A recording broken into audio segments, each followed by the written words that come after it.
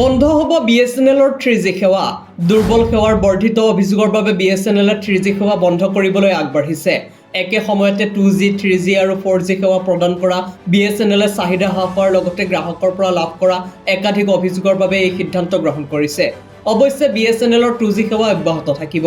কিয়নো ভয়েস কলৰ বাবে এতিয়াও BSNLৰ বহু গ্ৰাহকে সাধাৰণ মোবাইলৰ জৰিয়তে 2G সেৱা গ্ৰহণ কৰি আছে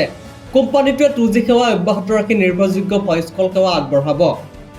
মন কৰিবলগীয়া যে কেৰালাত যোৱা কেইবা মাহৰ পৰা গ্ৰাহকসকলে বিভিন্ন সমস্যাৰ সন্মুখীন হৈ আহিছে এই অসুবিধাসমূহৰ ভিতৰত কল কৰাত বাৰে বাৰে বিঘ্নিত হোৱা ভিডিঅ' কলত বিসংগতি আৰু অচিনাক্ত নম্বৰৰ পৰা অত্যাধিক ফোন কল অহা এগৰাকী গ্ৰাহকে জনোৱা অনুসৰি কল কৰিলে প্ৰথম প্ৰচেষ্টাত সংযোগত ব্যৰ্থ হয় যদি কিবা কৰি সংযোগ স্থাপন হয়ও তেন্তে ব্যৱহাৰকাৰীসকলে কথা পাতিব নোৱাৰে ওৱান সাইডেড হৈ থাকে বহু সময়ত আকৌ ব্যৱহাৰকাৰীৰ নম্বৰ সেৱাত উপলব্ধ নহয় বা সুইচ অফ বুলিও কয় জানিব পৰা মতে এই অসুবিধা 4G সেৱা স্থাপনৰ বাবে হৈছে BSNLে টাটা কনসালটেন্সি সাৰ্ভিসেছ আৰু তেজছ নেটৱৰ্কৰ দ্বাৰা থলুৱা প্ৰযুক্তিৰে 4G সেৱা স্থাপন কৰিছে news desk report insight India